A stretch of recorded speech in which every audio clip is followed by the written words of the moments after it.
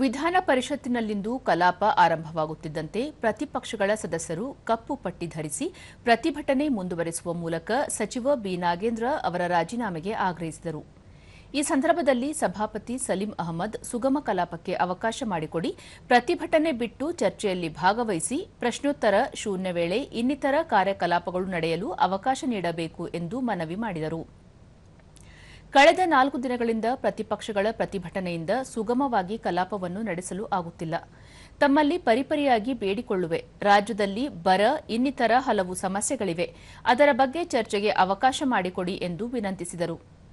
ನನಗೆ ನಿನ್ನೆಯಿಂದ ಸಾಹಿತ್ಯ ಕ್ಷೇತ್ರದವರು ಸೇರಿ ನೂರಾರು ಮಂದಿ ಕರೆ ಮಾಡಿ ಸುಗಮವಾಗಿ ಸದನವನ್ನು ನಡೆಸಲು ಮನವಿ ಮಾಡಿದ್ದಾರೆ.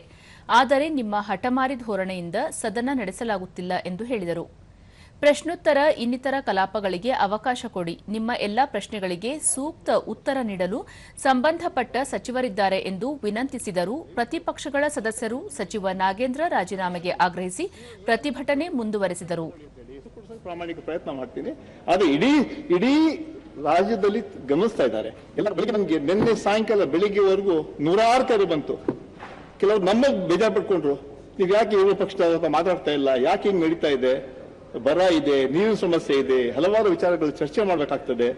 ಈ ಹಿರಿಯರ ಸದನ ಈ ಸದನದಲ್ಲಿ ಯಾಕೆ ಹಿಂಗೆ ಆಗ್ತಾ ಇದೆ ಅಂತ ಹೇಳೋ ಮಾತನ್ನ ನನ್ಗೆ ಹೇಳ್ತಾ ಇದ್ದಾರೆ. ಆ ಕನ್ವೆ ಕೂಡ ಮಾಡಕ್ಕೆ ಹೇಳ್ತಾ ಎಷ್ಟೋ ಸಾಹಿತಿಗಳು ಫೋನ್ ಮಾಡಿದ್ರು ನನಗೆ. ನಾನು ಹೇಳಿದೆ, ನಾನು ಪ್ರಾಮಾಣಿಕ ಪ್ರಯತ್ನ ಮಾಡಿ ಇವತ್ತು ಕೂಡ ಮಾಡ್ತೀನಿ, ಇವತ್ತು ವಿರೋಧ ಪಕ್ಷದವ್ರನ್ನ ಮಾತಾಡ್ತೀನಿ ಹೇಳಂತ ಮಾತು ಕೂಡ ಹೇಳಿದೆ. ಮತ್ತೆ ತಮಗೆ ನಾನು ಮನವಿ ಮಾಡ್ಕೊಳ್ತಾ ಇದ್ದೀನಿ, ದಯವಿಟ್ಟು ಅವಕಾಶ ಮಾಡ್ಕೊಡಿ. ಕ್ವಶನ್ಸ್ ಆಗ್ಬಿಡ್ಲಿ, ಅದಾದ್ಮೇಲೆ ಏನ್ ಕೇಳ್ತೀರಾ ಚರ್ಚೆ ಮಾಡಕ್ಕೆ ಅವಕಾಶ ಕೊಡ್ತೀನಿ. ನಮ್ಮಲ್ಲಿ ಯಾವುದು ಕೂಡ ಅವಕಾಶ ಮಾಡದೆ ಅಂತ ಇಲ್ಲ. ಎಲ್ಲ ಮಂತ್ರಿಗಳು ಸರಿಯಾಗಿ ಬಂದಿದ್ದಾರೆ. ನಮ್ಮ ಹೊಸ ಪಾರ್ಲಿಮೆಂಟರಿ ಅಫೇರ್ಸ್ ಮಿನಿಸ್ಟರ್ ಕೂಡ ಇವತ್ತು ಬಂದಿದ್ದಾರೆ. ನೀವು ಕೇಳೋ ಪ್ರಶ್ನೆಗೆಲ್ಲ ಅವರು ಉತ್ತರ ಕೊಡ್ತಾರೆ.